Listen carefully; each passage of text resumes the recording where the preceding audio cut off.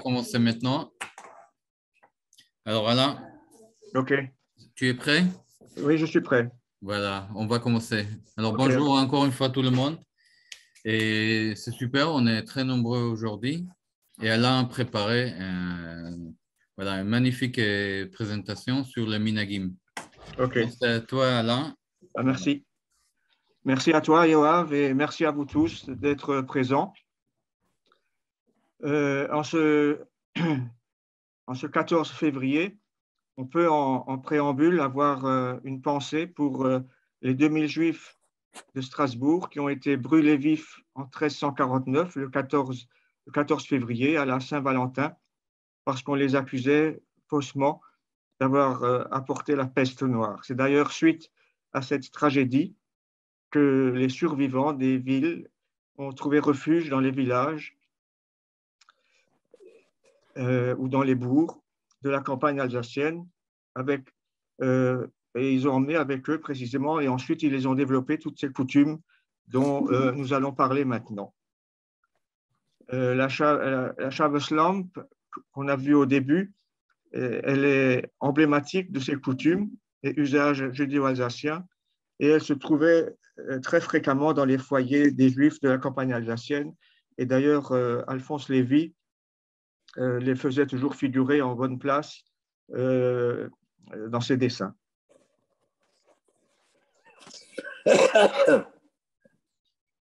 En effet, ces coutumes se sont développées à l'origine dans un cadre rural qui leur a donné cette spécificité qu'aimait dépeindre Alphonse Lévy. Et avant de les aborder, voyons comment ces minagim relèvent d'un état d'esprit qui les a forgés et qui les a façonnés. Là, vous voyez un dessin d'Alphonse Lévy, justement, qui sait toujours si bien dépeindre cette ambiance rurale qu'il aimait tellement. Alors, pour commencer, je voudrais citer André Neher, qui a évoqué ce qu'on appelle la sociabilité du juif d'Alsace. Voici comment il la décrivait. Une force, d'abord, parce qu'il y a de sociable en lui, au sens le plus généreux du terme, pour être resté longtemps en dehors de la bourgeoisie. Le judaïsme d'Alsace n'en a pas adopté les graves travers, l'égoïsme issu de la libre concurrence, le besoin de sauver la face en affirmant extérieurement une aisance qui n'a pas de correspondance intérieure. Le juif d'Alsace est resté fidèle à la vieille formule de la morale talmudique. Il ne paraît pas plus qu'il n'est et il est tout entier dans ce qu'il paraît être. De là, une solidarité profonde et naturelle avec le non-juif. Et il précisait que le fameux antisémitisme alsacien est un produit des villes et de la bourgeoisie. À la campagne, la maison juive, largement ouverte, ne cachait aucun mystère et accueillait le brave goy avec une sympathie fraternelle. La synagogue ne se fermait pas davantage à l'étranger et l'on tenait à l'office de Kol Nidré à Yom Kippour un auditoire non juif groupé respectueusement dans les derniers bancs de la petite choule, de la petite synagogue. Inversement, le colporteur juif ou le marchand de bestiaux, par exemple, avait le long de ses itinéraires des relais. C'était les fermes ou les auberges, comme l'a dessiné Alphonse Lévy, où le propriétaire non juif lui servait uniquement du pain et des œufs pour respecter les règles religieuses en matière de consommation, et lui réservait un espace avec sa propre vaisselle, et il ne manquait jamais de lui demander s'il avait déjà mis ses tephilines, les phylactères. La place du juif dans la vie économique rurale ne reposait pas sur le besoin, mais sur la confiance. Alors,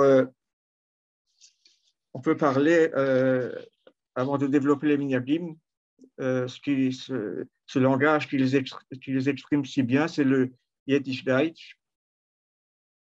En effet, un parler particulier s'est développé depuis les 12e et 13e siècles, le judéo-alsacien, qu'on appelle plutôt le Yiddish Deutsch, qui véhicule ces minagim d'une manière souvent savoureuse, en ne négligeant pas l'autodérision, les analogies, l'ironie et le simple bon sens, aussi bien dans la sphère familiale et religieuse, comme ici à la synagogue, où les conversations allaient bon train, comme on le voit sur ce dessin d'Alphonse Lévy, que dans les affaires, comme chez les payment centers, les marchands de bestiaux, comme ici, d'après ce dessin, c'est une discussion de marchands de bestiaux à Altkirch.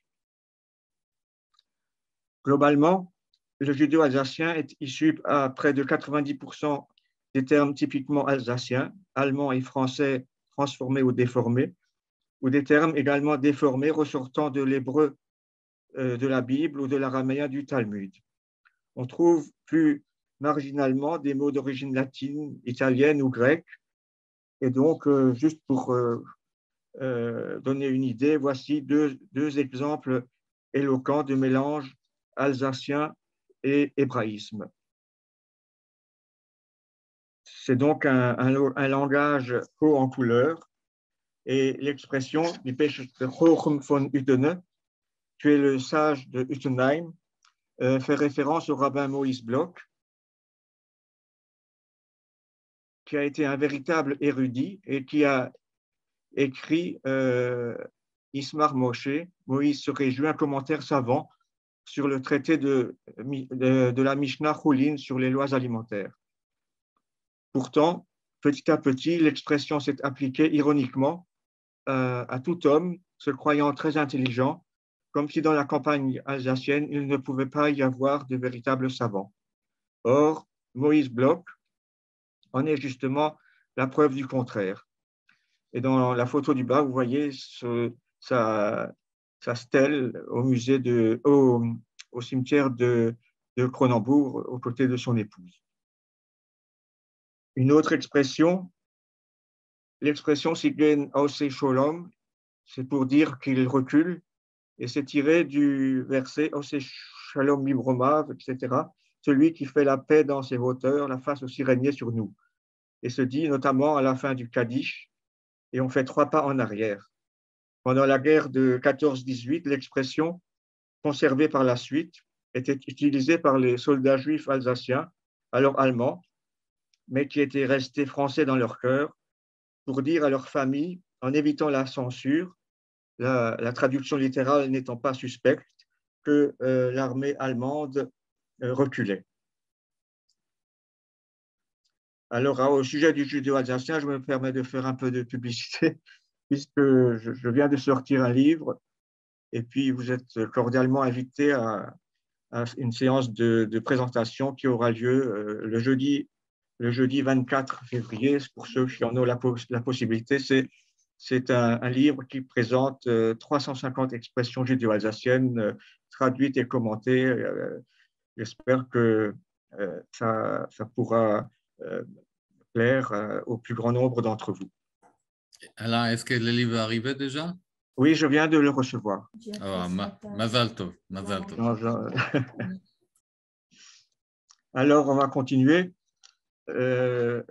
Passons maintenant justement au minagim.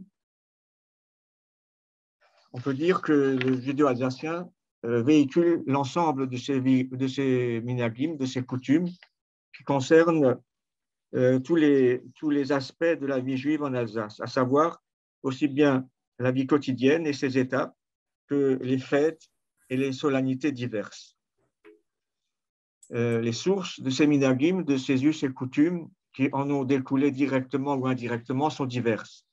Leur origine première, évidemment, se trouve dans les mitzvot, dans les commandements de la Torah, et bien entendu dans la halacha, les lois telles qu'elles doivent être appliquées. La Torah orale, complétant en effet la Torah écrite, a été transcrite dans les livres de la Mishnah et de la Gemara qui forment le Talmud. dans la vallée du Rhin. C'est le livre du Maharil, Rabbi Moshe Alevi Meln de Mayence, qui a détaillé toutes les règles ainsi que les usages en vigueur au XIVe siècle. Par la suite, on s'est toujours inspiré du Shulchan Aruch, qui veut dire la table dressée, qui les synthétise encore davantage au XVIe siècle.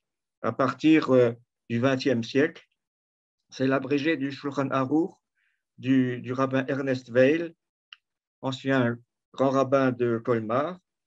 Il est la référence dans nos régions. Bien sûr, certaines coutumes relèvent d'une interprétation ou d'une pratique locale qui peuvent varier selon les lieux. Voici donc les principales coutumes encore en vigueur en Alsace. Alors, on va d'abord voir les étapes de la vie. À la naissance, il y a d'abord ce qu'on appelle le Shalom Zochor. Le Shalom, c'est la paix, Zochor désigne le garçon. Et c'est donc une expression qui évoque la paix pour le garçon, symboliquement, qui vient de naître. Il s'agit d'assurer une protection à l'enfant qui n'a pas encore subi la circoncision et n'est donc pas encore rentré dans l'alliance divine. Cette cérémonie se déroule le vendredi soir après l'office du Shabbat au domicile des parents. Des invités viennent au dessert qui leur sont offerts, des smirot, comme on dit, les smirs en judéo-alsacien, des chants du Shabbat sont entonnés et des brachot, des brochus, des bénédictions sont récitées afin de souhaiter que l'enfant puisse être protégé de tout mal jusqu'à sa circoncision. Et d'ailleurs, d'une manière générale, on bénit les enfants le vendredi soir avant le repas quand le père rentre de la choule, comme on le voit sur ce dessin. La bénédiction du vendredi soir est traditionnelle aussi. Ensuite, on peut parler de la Mila, ou Mile, la circoncision. Elle a lieu à la choule, à la synagogue, après l'office du matin, auquel participe le Moël, ou Moël en judéo-alsacien, le circonciseur, et certaines prières sont chantées sur des airs spéciaux là aussi. La marraine, la Gevatere, apporte l'enfant et c'est le parrain, le Gevater, qui le reçoit après s'être assis sur la Yitzstuhl, la chaise où on devient juif. Comme vous voyez sur cette photo, ce banc de circoncision qu'on peut voir au musée alsacien. Le parrain est alors aussi appelé le Sandek, si on veut, c'est l'assistant du Moël, et ce mot, curieusement, vient du grec sandak, qui désigne en effet celui qui assiste, qui aide, et c'est devenu en français le syndic. La cérémonie se termine par un petit déjeuner, évidemment toujours apprécié par les invités pour ce moment convivial. Ensuite, on peut parler de la mappa, ou mappa en judéo-alsacien. C'est le large ruban décoré avec lequel on entoure les rouleaux de la loi. Mappa vient d'un mot latin qui veut dire nappe. On prend le lange en pur lin blanc sur lequel avait été posé l'enfant le jour de la circoncision et d'en faire justement ce ruban. C'est l'application du principe talmudique. Il faut toujours monter en sainteté, non pas en baisser. Le lange, ainsi devient un objet saint après avoir simplement servi de protection. Ici, vous voyez une mappa ancienne et vous voyez à quoi elle sert. Elle entoure le Sefer Torah. Le nom, le prénom et la date de naissance y sont inscrits et la mappa servait de véritable registre d'état civil avant la Révolution. De plus, il est artistiquement décoré par des motifs évoquant la vie souhaitée pour l'enfant qui un jour sera amené sous la choupa, le dé nuptial, et qui se distinguera par ses bonnes actions. Après la Révolution, on y trouve souvent des dessins évoquant le patriotisme des Juifs. Comme ici, vous voyez ce dessin ils ont enfin, ils ont enfin obtenu la citoyenneté française, mais après la création de l'État d'Israël, on y trouve aussi l'étoile de David ou le chandelier à 7 branches. La cérémonie se déroule à la synagogue quand l'enfant a eu 3 ans. Il vient avec ses parents et son père est appelé à la Torah pour enrouler justement le Sefer Torah, et c'est l'enfant qui alors accomplit son premier acte religieux en entourant la Torah et en offrant sa belle mappa à la communauté. Sa belle mappa à la communauté, et il réalise ainsi sa première bonne action. À la maison, avant de venir à la choule, c'est aussi le jour où il met pour la première fois son arba kanfot. Son arba kanfot, c'est talit, le petit talit, le châle de prière qu'on met sous la chemise avant de venir à la choule, à la synagogue.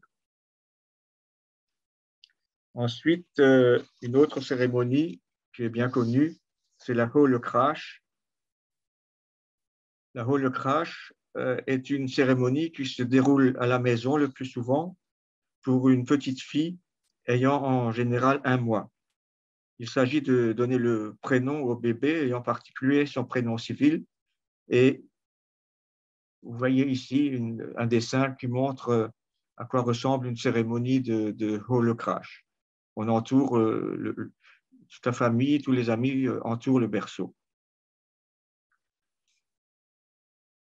Et là, vous avez une autre photo qui montre une Hol Crash en 1979, et on reconnaît le grand rabbin Max Warschawski et Freddy Raphaël, qui est le grand spécialiste dans tout ce qui concerne le judaïsme alsacien, et qui justement ont célébré une Hol Crash. Hol Kreischen, c'est la première explication, c'est annoncer le nom profane, Hol en hébreu, et le crier, Kreischen en allemand. Celui qui assure la cérémonie dit « Wie soll's Puppele heißen ?» Comment doit s'appeler ce bébé? Et le prénom est proclamé devant l'assistance, ainsi que souvent le nom hébraïque. Des psaumes sont récités, ainsi que des prières comme celle des enfants, le Hamalor à Goël et le Shema. Puis, bien entendu, une collation est offerte ainsi que des dragées. Selon une autre opinion, Hol Crash viendrait d'une déformation du français Hol la crèche. Lorsque le nom est annoncé, on soulève en effet le berceau avant de dévoiler son nom. Selon un autre avis, ce serait une déformation justement de Hol Drash, Hol Crash, Hol la dragée. On cherche les dragées et on les monte, elles deviennent hautes, et on les offrait à cette occasion. Enfin, Hol Kreischen voudrait dire, ça c'est plus typique aux traditions alsaciennes et allemandes, voudrait dire crier contre la sorcière Frau Holle. Selon une légende très répandue en Allemagne, ce personnage veut toujours faire du mal aux enfants, et il faut aussi symboliquement la chasser. Ensuite, on arrive à la bar mitzvah et à la bat mitzvah. La bar mitzvah, d'abord, était longtemps une fête de famille. Le garçon de 13 ans, le bar mitzvah, avait appris sa section hebdomadaire. Comme ici, on voit le garçon qui étudie avec son maître, avec ce dessin d'Alphonse Lévy. Et seuls les plus érudits la lisaient en entier et faisaient une dracha ou drocha, un discours, souvent en habit de fête. Avant la lecture, le chazan avait l'habitude de chanter solennellement l'appel à la Torah selon une mélodie spécifique. Sur l'Almel-Mor, comme on voit ici celui de Saint-Louis, l'estrade sur laquelle il a lu la Torah sous sous l'influence allemande, le bar mitzvah annonçait sa volonté de rester désormais un juif fidèle. Et on voit là un bar mitzvah en 1937 habillé vraiment de la plus belle façon. Et cette tradition s'est maintenue en français. À la fin de la cérémonie, il était félicité par le rabbin, comme on voit sur ce dessin d'Alphonse Lévy, où il dit Dan bar mitzvah yengle. C'est le rabbin qui félicite le garçon qui vient de célébrer sa bar mitzvah devant sa mère émerveillée. La tradition de la bat mitzvah pour les filles à 12 ans est très tardive, car longtemps, elle n'était pas observée, car elle était dans les milieux juifs libéraux allemands. Mais elle est désormais largement adoptée, et c'est devenu aussi un moment incontournable dans les communautés. Ensuite, on poursuit l'évolution dans les familles. On arrive au Knas Mal. Ce sont les fiançailles. Elles étaient souvent arrangées par un Schatchen, un marieur ou une entremetteuse, lors d'un show, une présentation.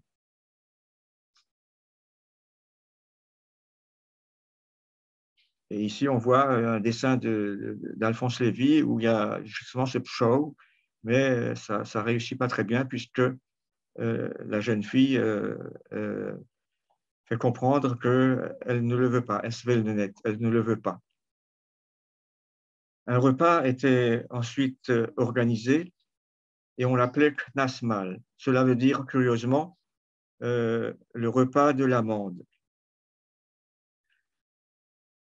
De l'amende dans le sens de la contravention. En effet, on passait au Moyen-Âge un véritable contrat de fiançailles qui prévoyait une amende, un knas, en cas de rupture. Aujourd'hui, la cérémonie a lieu à la fin du repas sans passer de contrat. On dessine symboliquement un cercle à la craie sur le sol. Les deux fiancés sont placés à l'intérieur de ce cercle qui symbolise le futur foyer, et une assiette est brisée pour rappeler au milieu de la joie la destruction du temple de Jérusalem. Et ici, vous avez un dessin où on voit le bris de l'assiette pendant le repas. Les morceaux de cette belle assiette sont distribués aux jeunes filles à marier où ces morceaux sont conservés afin que pour le mariage, elles soient reconstituées pour symboliser alors la constitution désormais solide du foyer.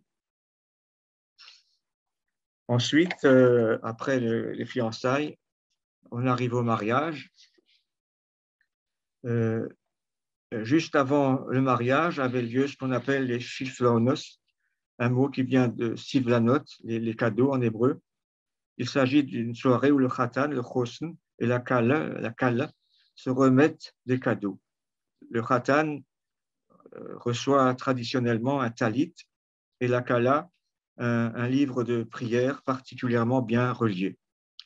Dans certains cas, on offre même un sargenes, l'habit mortuaire que les hommes pieux mettent à Rosh Hashanah et Kippour, et même quelquefois pour le Seder de Pessah.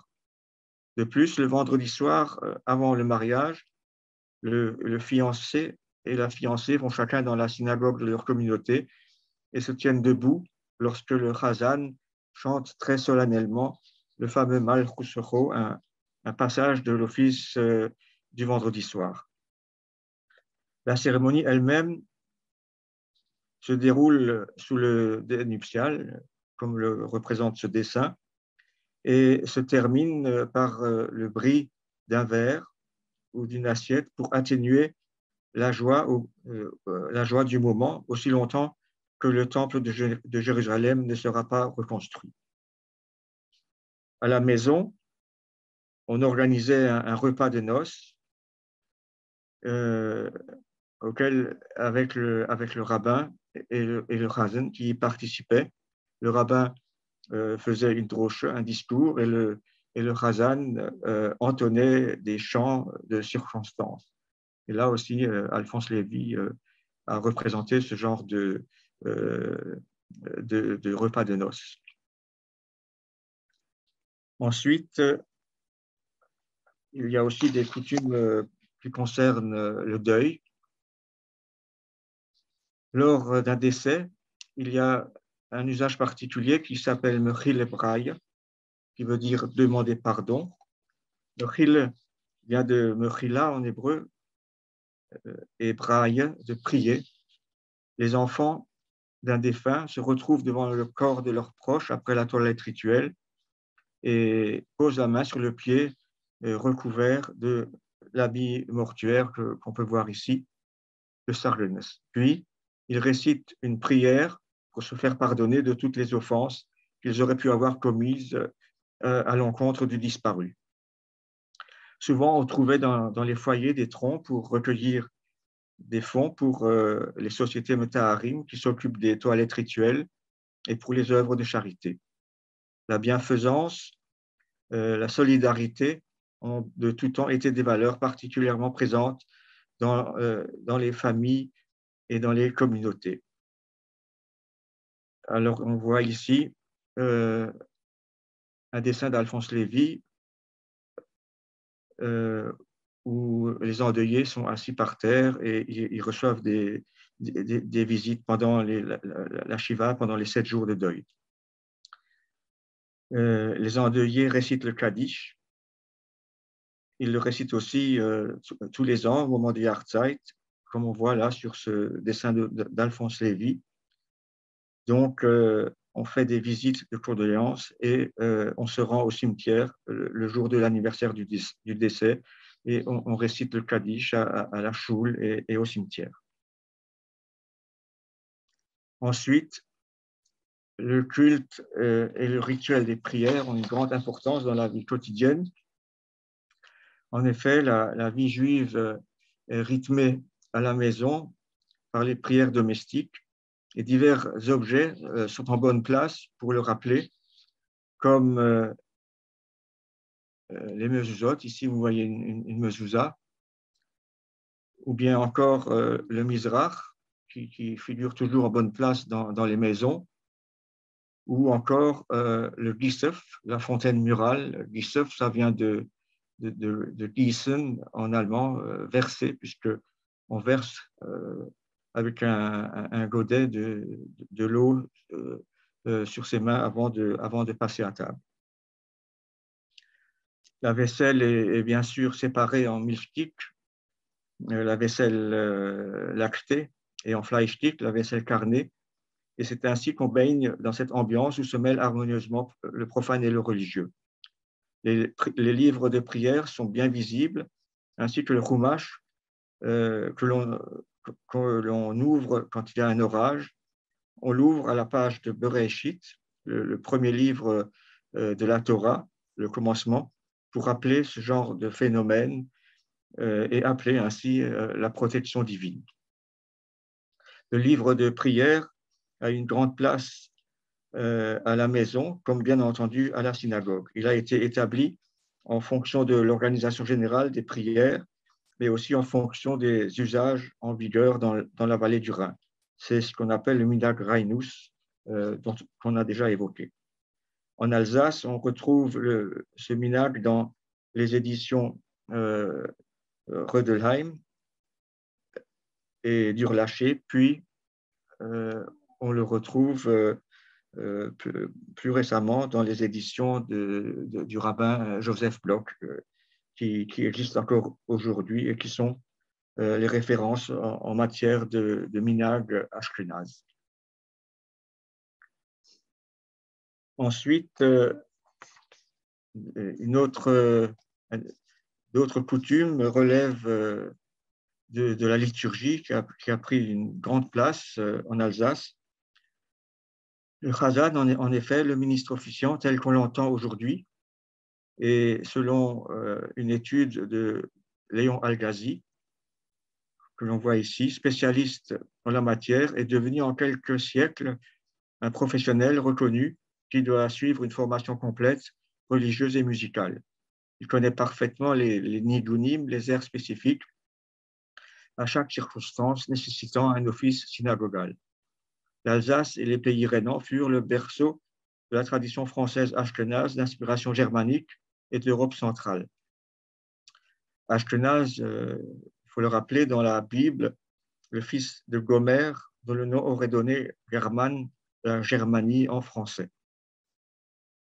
Ce fut au XVe siècle que les mélodies et les cantillations développées depuis le IVe siècle furent retenues définitivement dans une version proche de celle que l'on connaît aujourd'hui grâce aux travaux de l'humaniste hébraïsant Johannes Reuchlin, qui a vécu à Haguenau, et ses travaux sur les il a légué des travaux sur les signes spéciaux ou ta'amim en 1518. En Europe de l'Ouest, la musique synagogale se développa en y intégrant des chœurs à partir du XIXe siècle. Des chantres compositeurs comme Samuel Lambourg ou Louis Lewandowski lui ont donné ses lettres de noblesse. Des variantes ont été introduites, bien entendu, comme ce fut le cas pour la liturgie spécifique judéo-alsacienne, avec notamment le fameux Yor Kaddish de Simras Torah, la fête de la Torah, particulièrement festive. À Simras Torah, la fête de la Torah, qui reprend, si vous voulez, tous les airs de l'année. D'abord, conducteur de la prière, le Chazan prend ainsi progressivement une place centrale dans la vie des communautés juives, tant séfarades qu'ashkénazes d'ailleurs, jusqu'à devenir parfois incontournable. Ensuite, on va passer en revue les différentes fêtes qui ont chacun leur propre coutume. On commence par le Shabbat. Dès le Moyen-Âge, l'importance du Shabbat était flagrante. Les Juifs s'habillaient ce jour-là différemment et on mettait le Shabbaskleid, l'habit du Shabbat. C'était le jour où, riche ou pauvre, vit autrement que durant la semaine et chacun s'applique à se montrer habillé pour la circonstance. Ainsi, jusqu'au XVIe siècle, les femmes mettaient un Viereckige-Schleier, un ample voile qui recouvrait le haut du corps, et les hommes, la cape, une sorte de redingote avec capuchon. À partir du XVIIe siècle, on voit apparaître ce qu'on appelle le Breithaupt, une barrette noire qui ressemblait à un béret ample. Les Juifs mettent aussi le Schulmantel, le manteau pour aller à la Schule, avec ce qu'on appelait le Judenkragen, un col qui était spécifique. À partir du XVIIIe siècle, tous mettent une tenue convenable et l'habit le plus spécifique est réservé aux rabbins et chazan, et ces tenues seront retenues plus tard comme l'habit officiel après la Révolution. Au XIXe siècle, on porte le chapeau melon ou le haut de forme, et on l'appelle aussi le Schabbeshut, comme on voit ici dans une choule en 1864 à Gerstheim. Les hommes venaient avec leur chapeau melon ou leur chapeau haut de forme. Ensuite, parmi les usages du Shabbat, un autre minhag du Shabbat est le Kiddush en judéo-alsacien, la sanctification du jour. Et on voit ici comment on célèbre le Kiddush avec une coupe de vin et puis les deux chalot, les deux perches, comme on dit en alsacien, rappelant la double ration de la manne que les enfants d'Israël recevaient du ciel le vendredi. L'usage de la Shaveslam, dont on a déjà parlé, que vous voyez ici, symbolise le foyer juif alsacien, surtout à la campagne. Certaines de ces Shaveslam sont de véritables objets d'art et encore aujourd'hui, on s'enorgueillit d'en posséder. D'en posséder une qui soit particulièrement belle. C'était un système qui permettait de garder plus longtemps qu'une bougie de la lumière pour la soirée du vendredi soir et des fêtes. Grâce à une crémaillère, on pouvait la descendre plus près de la table pour garantir un meilleur éclairage. Et à la fin de Shabbat, elle était remontée puisqu'elle ne devait plus éclairer la table jusqu'au Shabbat suivant. Certains disaient alors, en judéo-alsacien, ironiquement, Lampe ruf, tailles runter. La lampe en haut, les soucis en bas. Lorsque la lampe est en bas, c'est Shabbat, elle éclaire la table, chacun oublie ses soucis, mais dès que la lampe est remontée, c'est le signe que Shabbat est terminé et que les soucis quotidiens vont revenir.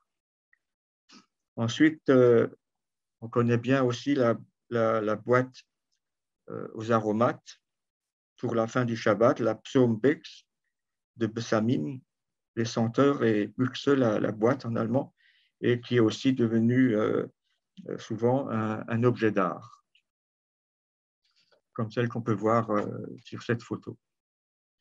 Ensuite, on peut passer à la fête de Pessah et ensuite à celle de Shavuot. Pessah, c'est la première fête de l'année et elle est particulièrement observée.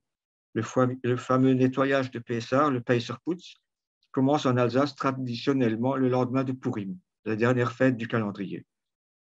Pendant Pessah, on se salue en se disant « Bauekut », construisez bien, en faisant référence à l'évocation des vœux concernant la reconstruction du temple de Jérusalem dans la Haggadah, lue durant la soirée du Seder.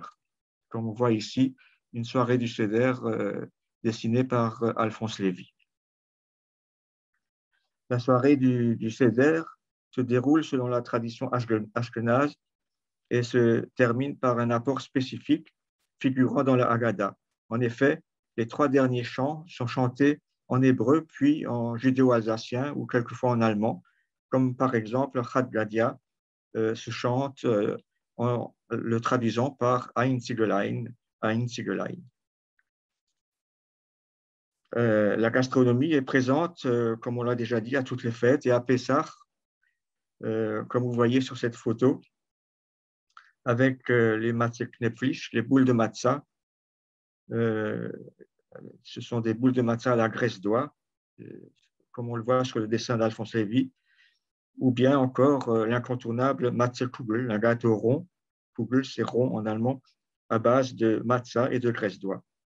Il y a aussi ce qu'on appelle les Grimserlich, c'est les beignets de matzah aux amandes, ou tout simplement, on apprécie toujours le matin, le matzah café, la matzah trempée dans un café au lait qui est sucré à la cannelle. À Shavuot, maintenant, c'est la fête qui suit Pessah, la fête du don de la Torah. On déguste une tarte au fromage, Käsekuchen en alsacien, ou un Kolletsch. C'est une expression curieuse qui viendrait de l'expression kol en hébreu, la voix divine, esh, qui sort du feu, esh c'est le feu, et qui sort du feu comme tout ce qui s'est passé au mont Sinaï. C'est une brioche au beurre,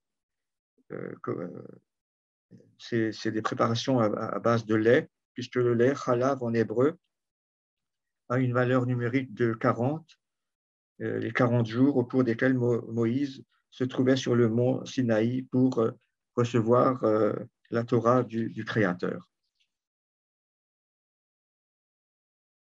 Vous voyez le dessin d'Alphonse Lévy qui est très célèbre et qui se trouve dans de nombreuses maisons encore aujourd'hui.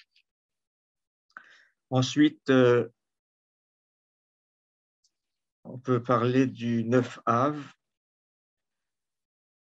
le Shabbat qui précède Tisha B'Av, le 9 Av, le jour de jeûne, en souvenir de la destruction des 2 temples de Jérusalem, comme on voit sur ce bas-relief de Titus. On lisait à la synagogue le Memra, c'était le souvenir des martyrs. On le faisait aussi le Shabbat précédent Shavuot, car lors de ces Shabbatot, on lit la prière des martyrs, Av Orachamim. Et pour Tisha B'Av, à la veille de Tisha B'Av, on prend le dernier repas avant le jeûne avec un morceau de pain et un œuf, dont on aura trempé un bout dans un peu de cendre en signe de deuil. Comme nous l'avons vu, à Tisha B'Av, on lit assis par terre, comme vous voyez sur ce dessin à la choule, en signe de deuil, les kines, c'est le mot judéo-alsacien pour les kinot, qui sont des élégies sur les événements tragiques du Moyen-Âge, comme on voit ici sur un dessin qui présente les massacres des Juifs lors de la première croisade.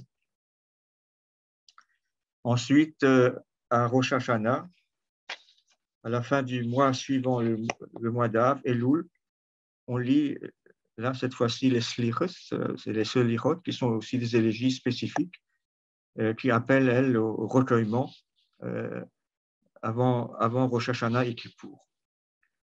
À Rosh Hashanah, le premier Tishri, le moment le plus solennel est la sonnerie du shofar. Le shofar est considéré comme un appel adressé à chacun afin qu'il prenne de bonnes résolutions et qu'il accomplisse les préceptes de la Torah. Et là aussi, c'est un célèbre dessin d'Alphonse Lévy.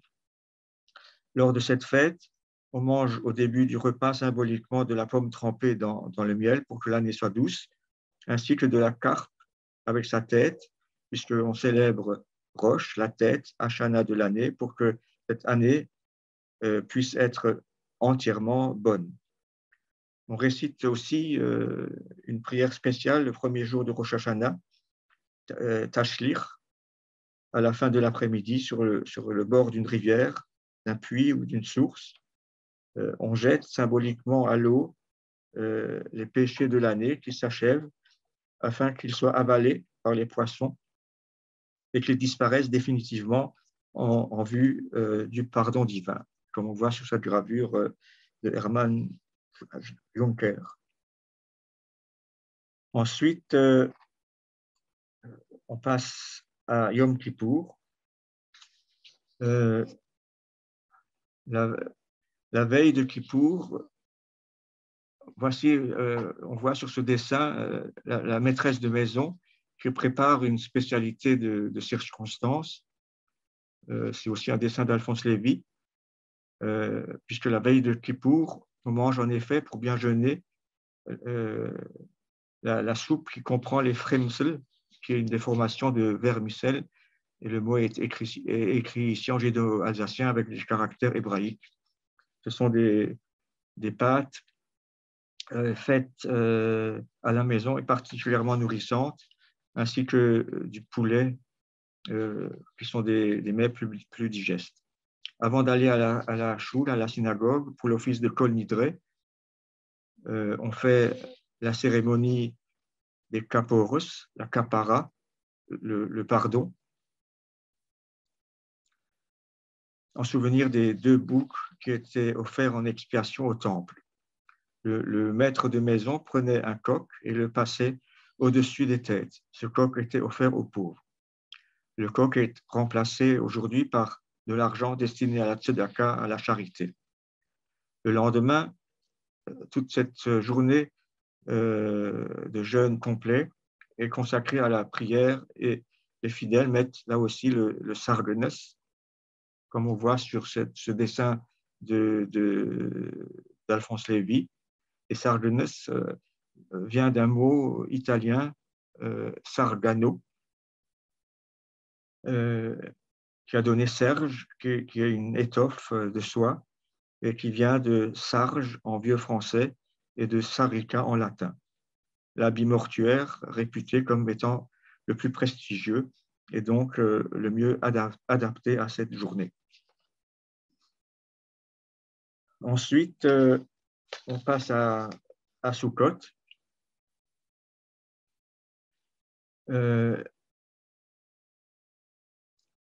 Il y a la fameuse tradition,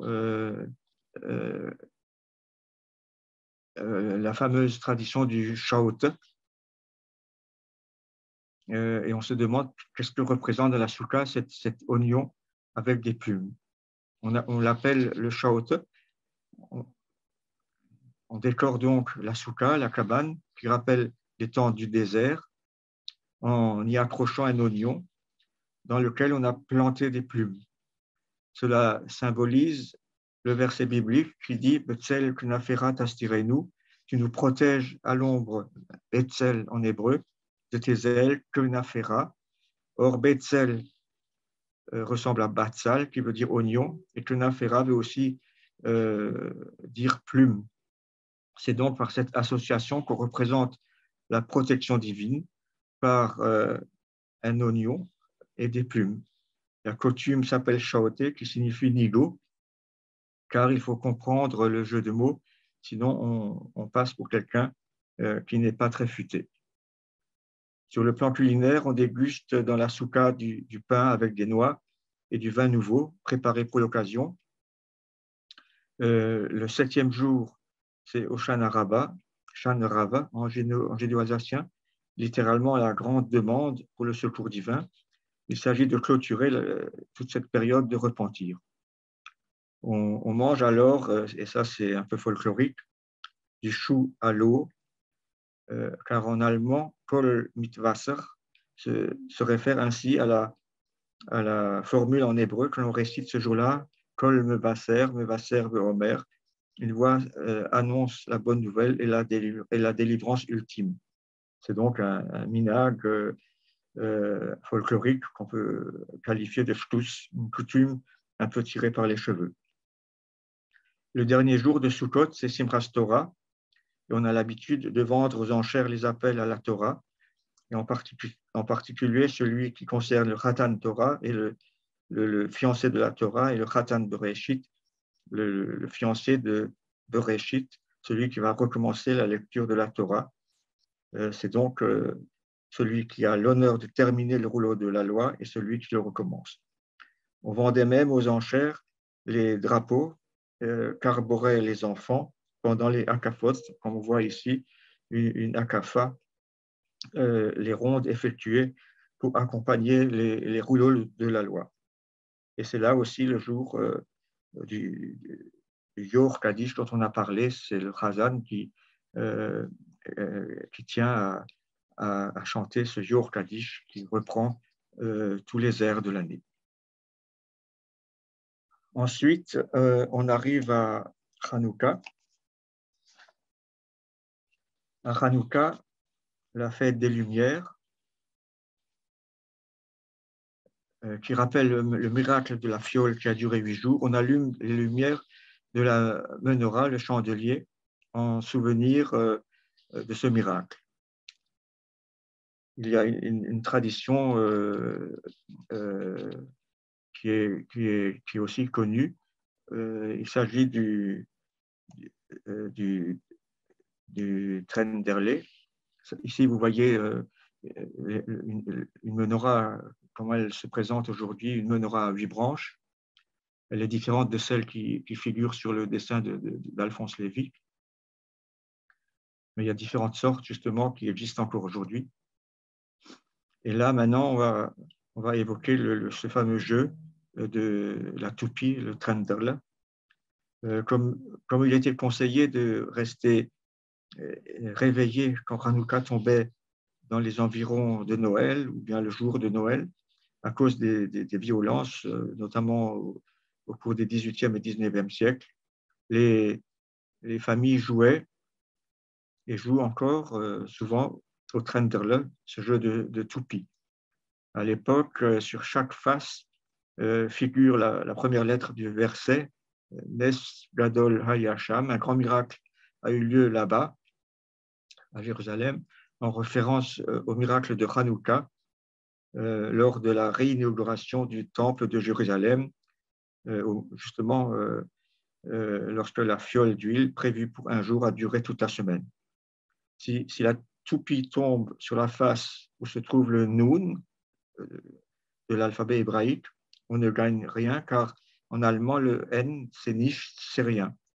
Si ça tombe sur le Gimel, c'est le G en allemand, on gagne tout car ganz en allemand veut dire tout. Le He, c'est le H et en allemand, le H, c'est halb, la moitié. On gagne la moitié. Enfin, le Shin, c'est ch, en allemand, et stellen veut dire placer. Il faut donc ajouter un montant. Ce jeu convivial est encore pratiqué de nos jours. Durant cette soirée festive, un autre jeu est très pratiqué, c'est le Klopfes, qui vient de Klopfen, frapper, qui est un jeu de cartes où on fait aussi des mises en fonction de la valeur de chaque carte en frappant sur la table lorsqu'on pose les cartes. Les enfants, eux, attendaient le Hanik Mendel qui distribuait des cadeaux, mais cette tradition n'était pas très bien vue car les rabbins disaient que c'est on disait Goyim Nachos. C'est des traditions qui viennent des Goyim. Enfin, pendant Hanouka, on avait des oies. On commençait à gaver les oies pour qu'il y ait du foie gras à Pessah. Et il faut s'y prendre à temps. Et on termine avec Purim, qui est la dernière fête. Purim, la fête des sorts. La tradition est de manger du Haman, du Homen, en souvenir du méchant Haman qui a fini par être pendu grâce à la reine Esther, où on voit ici un dessin de Gustave Doré qui confond Haman. Alors, le Homen, c'est de la viande fumée, car pour la fumée, elle est pendue dans la cheminée, comme Haman a été pendu, alors qu'il voulait pendre tous les Juifs du pays. Dans les synagogues, les enfants font du bruit avec des crécelles à l'évocation de ce méchant Haman pour le houspiller. On a organisé aussi des bals, comme ici on voit une carte d'un concours de valse qui a été gagné par 2 personnes, et on se déguisait. Vous voyez ici, on se déguisait aussi à la maison, et c'est une fête très joyeuse. Comme Purim est la dernière fête de l'année, on pense dès le lendemain à Pessah, et certains commencent le Pessahputz, le nettoyage, et la boucle de l'année est bouclée. Voilà en effet ce que sont les principaux aspects du déroulement d'une année juive, comment sont célébrées les fêtes, événements familiaux en Alsace avec humanité, avec humour aussi, et avec le souci permanent d'être fidèle à une tradition à la fois locale et ancestrale.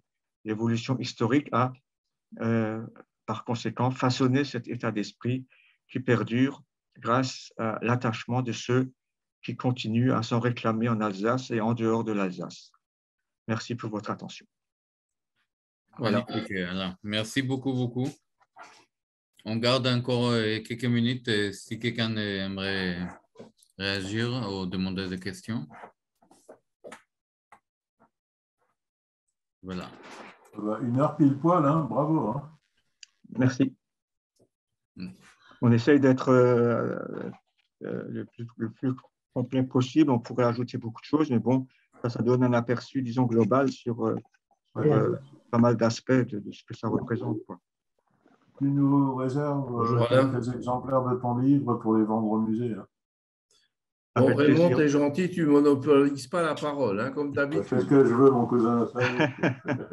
Écoute, Alain, d'abord, c'était sympathique de nous faire tout ce panorama. Je voulais simplement te préciser que, comme j'ai des petites filles, et qu'elles sont en Israël. Nous avons fait la Hol Crash en Israël, en la façon dont on faisait en Alsace, à la grande surprise des Israéliens présents qui n'avaient jamais vu ça.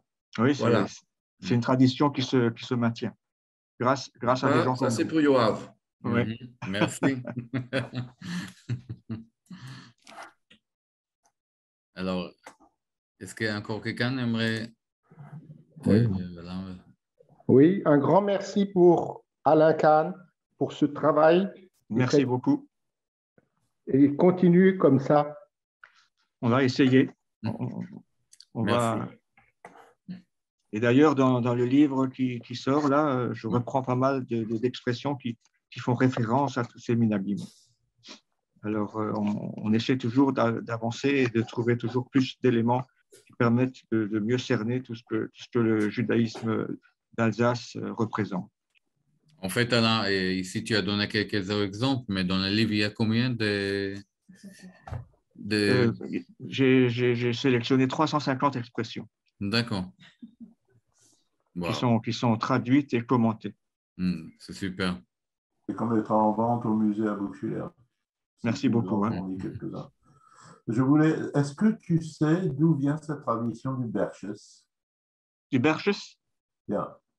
Oui. Le Berches, c'est les pains pour Shabbat. Hein. Oui. C'est les deux chales, on dit aussi chales. Les Berches, c'est une déformation de broche. Ça vient de la bénédiction, c'est les pains sur lesquels on fait la bénédiction. Oui, mais je veux dire, concrètement, c'était un pain avec, qui était cuit avec des grains de pavot. Sésame, je crois. De pavot. Ou de pavot, oui. Oui. Que même tous les boulangers goy faisaient à Niederbronn. Oui, c'est ça. Le vendredi soir, les Juifs allaient venir les acheter. Oui, c'était. Quelle est l'origine de cette... Est-ce qu'on sait d'où vient cette idée du pavot, quoi? Du Berches? Oui. Mais ça vient donc, il fallait avoir deux chales ou deux berches. Comme je l'ai dit tout à l'heure, c'est pour rappeler les deux portions de la manne. Et c'est avec ces deux pains qu'on fait le kiddush le vendredi soir et le Shabbat matin. Bien sûr, mais le pavot, le grain de pavot en particulier. Ça, c'est des traditions locales. Hein. C'est pour donner un aspect le plus beau possible à ce pain qui est sanctifié. C'est pour le rendre le plus beau possible. Mais c'est pas des prescriptions précises. Hein. On peut le faire comme on veut. En général, c'est du pain natté, mais il y en a qui le font différemment. Mais bon, en général, c'est du pain natté. Oui. Moi, je pense aussi que c'est pour ça que ça est devenu populaire chez les non-juifs. Non, mais c'était une tradition. Non. C'est une tradition, c'est vrai. Les boulangers goy préparaient souvent le berches, hein, c'est vrai. Mais ils le faisaient le vendredi. Ils le faisaient le vendredi pour les juifs. Et quand il n'y avait plus de communauté, quand les juifs avaient disparu, oui, je me rappelle même il n'y a plus de berches en entreprise. À Saverne, je me rappelle, il y avait un boulanger qui faisait le berches exprès pour les juifs. Oui, c'est ça. Ouais. Est-ce qu'encore aujourd'hui il continue, tu sais? Non. Non, parce qu'il n'y a plus de juifs pour l'acheter. Alors, c'était vraiment pour les juifs. Oui, c'est ça. Enfin, certains boulangers ont maintenu ce pain parce qu'il avait du succès. Oui, c'est ça. Je dis que c'est un bon pain, voilà, Ouais. comme tu as dit esthétiquement aussi. Et voilà. Alors. Oui, il avait du succès. Moi, j'ai une question. Oui, Thierry, bonjour. Bonjour. Bonjour. Si on est puriste, est-ce qu'en judéo-alsacien, chales et berches, ça désigne exactement la même recette, la même composition du pain, ou c'est deux choses différentes? Non. Le principe est le même. Le principe est exactement le même. La challah, c'est aussi le pain de Shabbat. Oui, ça d'accord, mais je parle de la challah, recette. Challah, ça veut dire, ça vient c'est un prélèvement. Oui. Puisque il faut prélever une petite partie de la pâte pour, avant de cuire la challah. C'est pour ça qu'on l'appelle la challah, parce qu'elle nécessite un prélèvement préalable. Oui, mais disons qu'en général, si on parle de bercheuse, on pense plutôt à des pains, effectivement, avec de la graine de pavot, comme disait Raymond. Et si on pense challah, on pense plutôt à un pain un peu brioché. C'est ça. Mais est-ce que...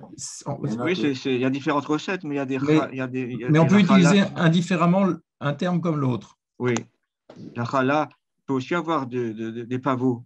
D'accord, c'était ça la question. Oui, c'est ça. Et puisque j'ai la parole, oui. Je voulais poser une autre question qui n'a rien à voir.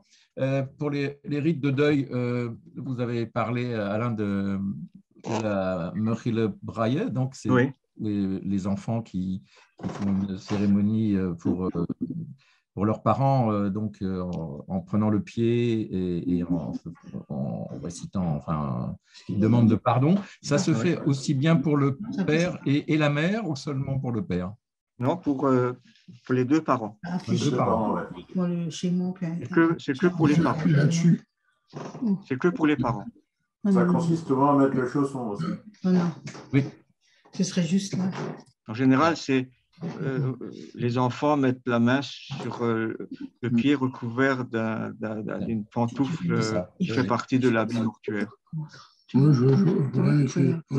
Alors, la famille Falk, est-ce que vous voulez dire quelque chose?